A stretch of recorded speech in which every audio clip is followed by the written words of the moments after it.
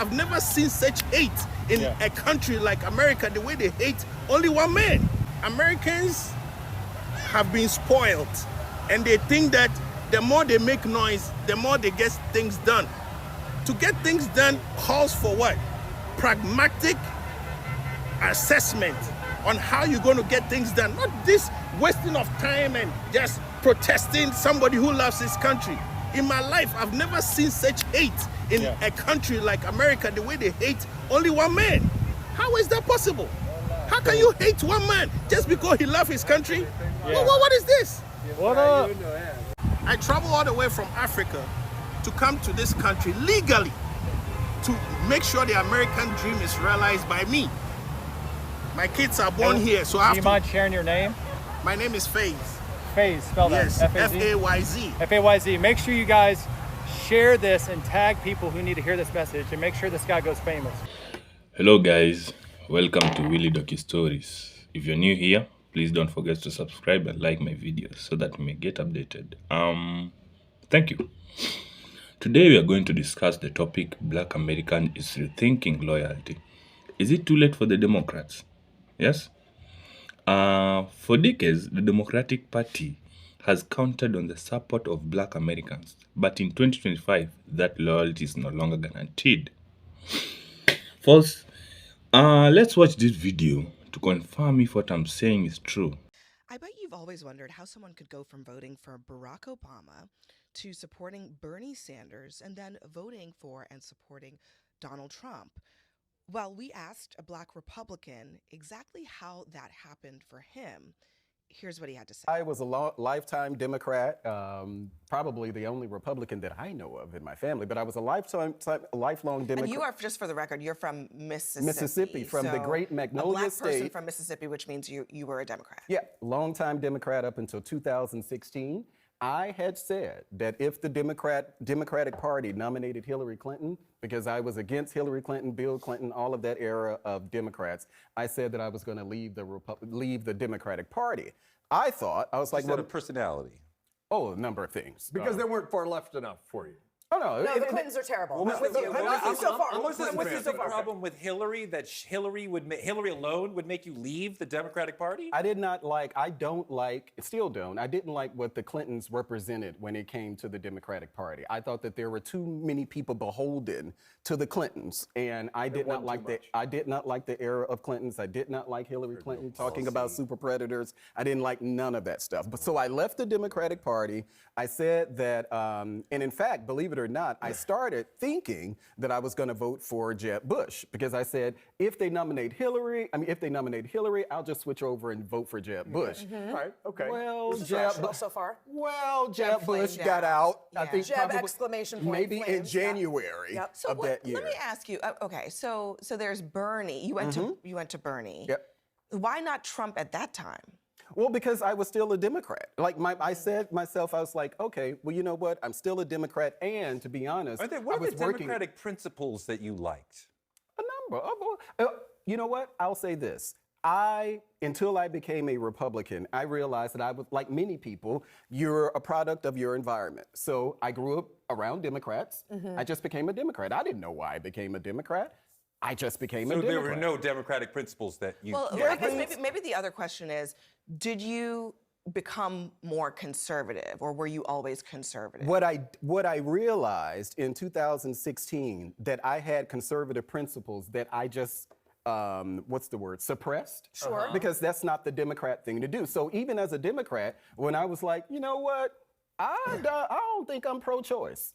Okay. And people were around me like, well, you can't be a Democrat then. But my question to you, as a lifelong conservative and someone who, deeply believes in the principles of conservatism, what drew you to Trump? Because he's not conservative at all, not personally, and his policies, like protectionism and skyrocketing the debt and America First, none of that's conservative. So what drew you to Trump from a position of identifying as a conservative at that time? Well, I didn't look at Trump as a conservative. Like, he wasn't. When I think of conservative Republicans, I look at people like one of my favorite, Condoleezza Rice. Sure. As I continue to Mitt say, Romney, John McCain, right? Not John McCain, but What? not Mitt Romney. What? Well, I'm giving you my. Who's your version of conservative? I'm telling you. Wait, you're saying John McCain is not conservative? No. My You're- like when I was a Democrat. A conservative that you would like, not Right. that When he's I not was a conservative. Democrat, Talk there about are personalities. when- Because I hear no policies. Because I haven't been allowed to get to that point. Fair enough. When I was a Democrat, I looked at people like GW. I looked at people like Condoleezza Rice. Yep. Those are people that I said I like, whether they were conservative, Republican, it really didn't matter. I like them. Yeah, they were Now great. there were a number of things. It wasn't just personality. There were a number of other things. Now people attack George, G.W. Bush. Remember Kanye West said, that he was racist. I started looking at those type of things, even in how we look at race. And that's how during the Obama administration, I was one of those who, and I will admit, I had a lot of unfair expectations of Barack Obama as a black president. There were many things that I assumed, oh, well, we got a black president now, so we about to be good up in here. And I realized that was just unfair to Barack Obama. But when I started looking at some of the actual policies, I realized, you know what? I like to keep more money in my pocket. It's not racist, and I know y'all have been told this is racist, but it's not. It's not racist to call black people out for their behavior and what they're doing to society at this moment. I'm glad people are noticing this because it's been so many years and it's finally catching up to y'all. I've been trying to tell y'all that white people are tired of y'all. I'm tired of y'all too, but everybody, the world is getting sick of y'all and y'all's bullshit. I'm so glad this day is here. I've been trying to get out there that you people need help. Not just me, but me and other black conservatives. We've been trying to warn society that this is what it's gonna come to when y'all keep coddling black people. They're gonna see themselves as higher ups. They're gonna see themselves as untouchable because the world wants to not be racist towards them. I really want you guys to understand that time is running out. And a lot of black people say that, but for real.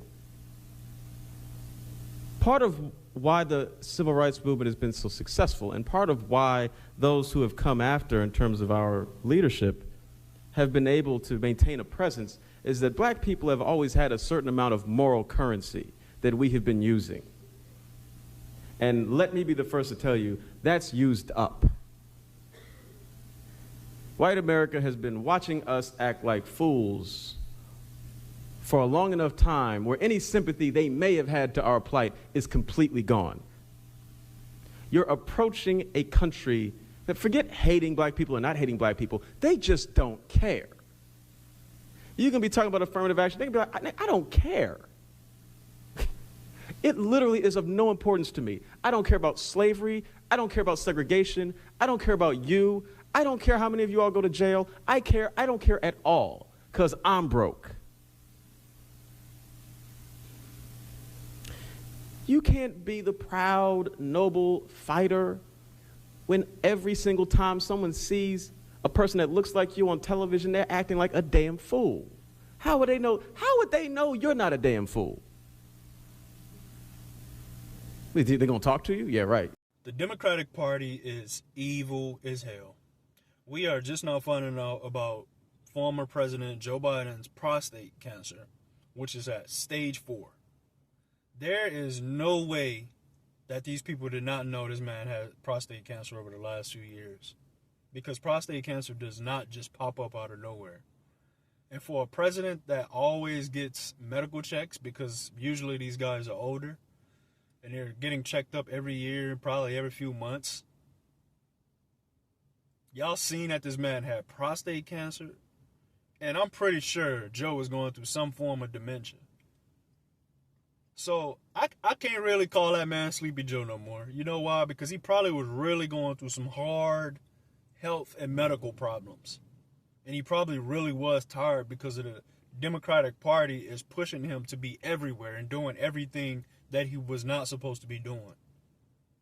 So anything they wanted, Joe was probably so far out of there, he just like, yep, do that, yep, do this.